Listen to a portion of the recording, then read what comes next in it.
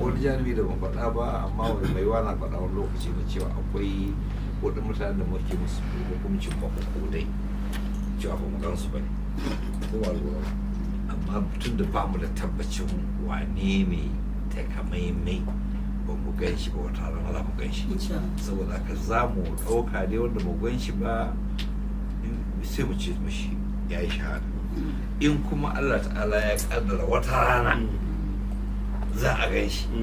don akwai tafa'ul da muke samu da dama da cewa lallai akwai wasu mutane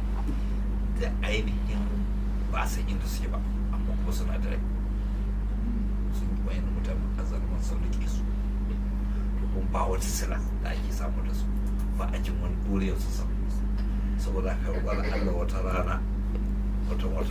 ko wasu mutane to shi kenan sai mai murna biyu yanzu mu ji ɗaci rai mu ci sun shahada